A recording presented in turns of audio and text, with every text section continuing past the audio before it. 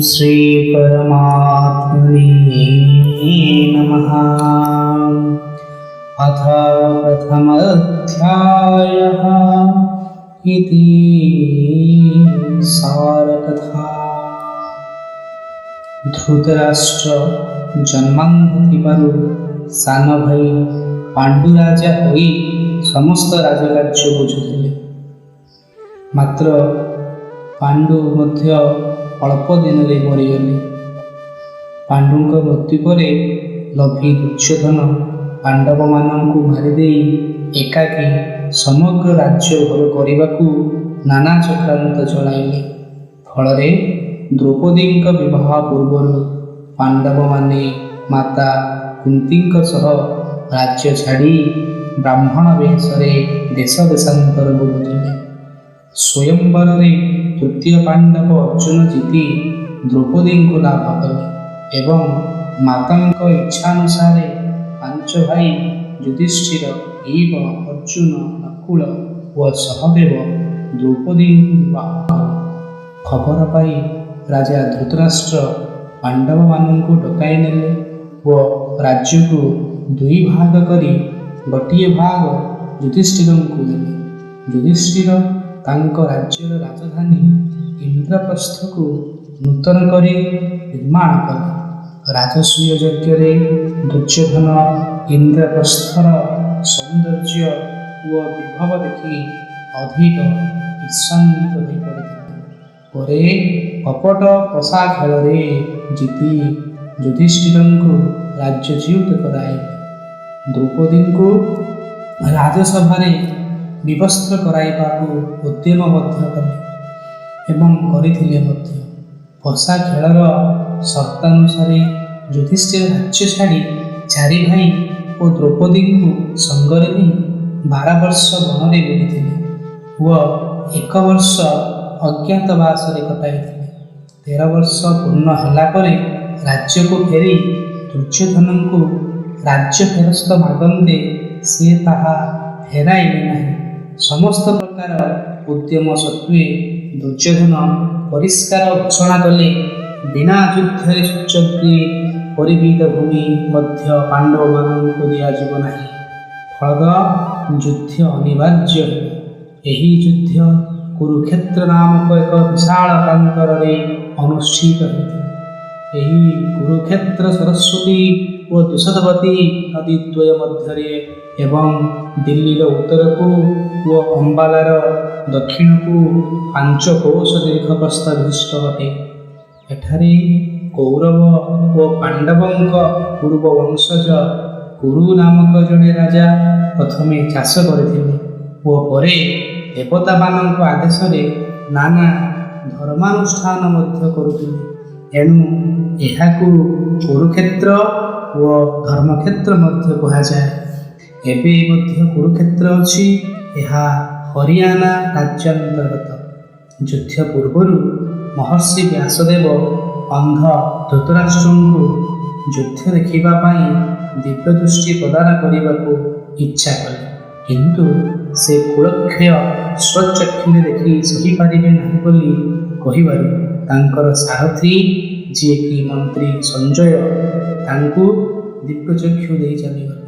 फल संजय राजप्रसाद बसी युद्धर समस्त दृश्य देखि पारुथिले वो युद्धरत समस्त कथबार्ता तथा मनोभाव मध्य जानी पारुथिले। युद्धर 10म दिवस कौरव मानकर प्रथम प्रधानमंत्री सेनापति आजन्म ब्रह्मचारी अजेय गांगेय भीष्मंकर पतन है।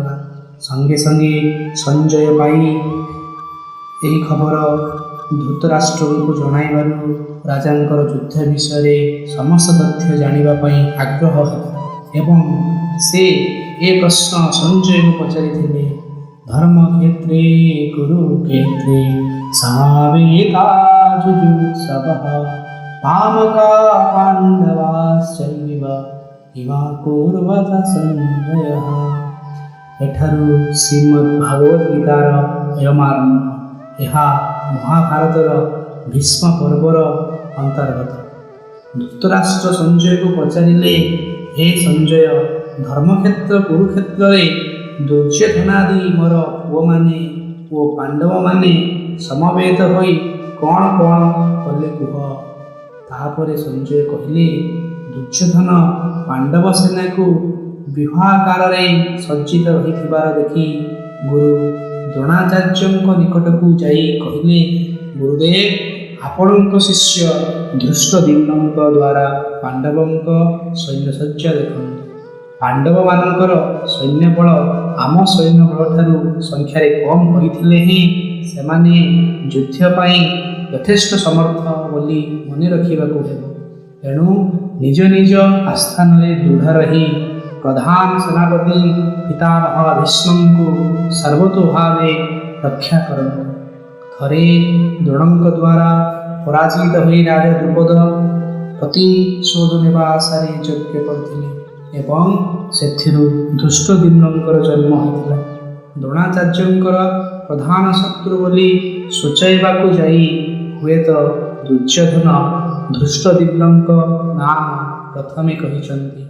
ପିତାମହ ଭୀଷ୍ମଙ୍କୁ ପ୍ରଧାନ ସେନାପତି ପଦରେ ନିଯୁକ୍ତ କରାଯାଇଥିବାରୁ କାଳେ ଗୁରୁଦ୍ରୋଣ ମନ ଦୁଃଖ କରିଥିବେ, ସେଥିପାଇଁ ଆଗ ଗୁରୁଙ୍କ ନିକଟକୁ ଯାଇ ତାଙ୍କର ସାହାଯ୍ୟ ଓ ସହଯୋଗ କାମନା କରିଥିଲେ।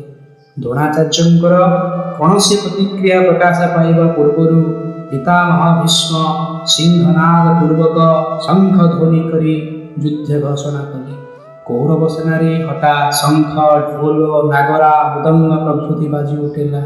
ତାପରେ ଭଗବାନ ଶ୍ରୀକୃଷ୍ଣ, ପାଞ୍ଚଜନ୍ୟ ଓ ଅର୍ଜୁନ ଦେବଦତ୍ତ ନାମକ ଶଙ୍ଖ ବଜାଇଲେ। ଶଙ୍ଖ ଓ ଅନ୍ୟ ବାଦ୍ୟମାନଙ୍କର ଭୟଙ୍କର ଶବ୍ଦରେ ଆକାଶ ଓ ପୃଥିବୀ ପ୍ରତିଧ୍ୱନିତ ହେବାକୁ ଲାଗିଲା। ଅର୍ଜୁନ ନିଜର ସାରଥୀ ଭଗବାନ ଶ୍ରୀକୃଷ୍ଣଙ୍କୁ କହିଲେ, ହେ ଅଚ୍ୟୁତ, ଉଭୟ ସେନାର ମଧ୍ୟଭାଗରେ ମୋ ରଥକୁ ସ୍ଥାପନ କର, ଯେପରିକି ଯୁଦ୍ଧ କରିବାକୁ ପ୍ରସ୍ତୁତ ଥିବା ସମସ୍ତଙ୍କୁ ମୁଁ ଦେଖିପାରିବି। ଭଗବାନ ଶ୍ରୀକୃଷ୍ଣ ସେହିପରି ଉଭୟ ସେନା ମଧ୍ୟରେ ରଥ ରଖି ଅର୍ଜୁନଙ୍କୁ ଯୁଦ୍ଧ ପାଇଁ ପ୍ରସ୍ତୁତ ହୋଇଥିବା ସବୁ ବୀରଙ୍କୁ ଦେଖିବାକୁ କହିଲେ। ଉଭୟ ପକ୍ଷରେ ନିଜ ଜୀବନର ଆଶା ତ୍ୟାଗ କରି ଯୁଦ୍ଧ ପାଇଁ ପ୍ରସ୍ତୁତ ଥିଲେ ଆଚାର୍ଯ୍ୟ, ପିତାମହ, ପିତୃବ୍ୟ, ପୁତ୍ର, ପୌତ୍ର, ମାତୁଳ, ଶ୍ୟାଳା, ଶ୍ୱଶୁର, ସମ୍ବନ୍ଧୀ ଓ ଅନ୍ୟ ବନ୍ଧୁମାନେ। ଆତ୍ମୀୟମାନଙ୍କୁ ଦେଖି ଯୁଦ୍ଧର ଭୟାବହ ପରିଣାମ ଚିନ୍ତା କରି ଅର୍ଜୁନଙ୍କ ଦେହ ଥରିବାକୁ ଲାଗିଲା। ଲୋମ ଟାଙ୍କୁରି ଉଠିଲା, ମୁଖ ଶୁଖିଗଲା, ଦେହ ଜଳିଗଲା ପରି ଲାଗିଲା ଓ ମନ ଅସ୍ଥିର ହୋଇ ଉଠିଲା। ହାତରୁ ଧନୁ ଖସି ପଡ଼ିଲା। ସେ ଭଗବାନ ଶ୍ରୀକୃଷ୍ଣଙ୍କୁ ଏ ଯୁଦ୍ଧ କରିପାରିବେ ନାହିଁ ବୋଲି କହିଲେ।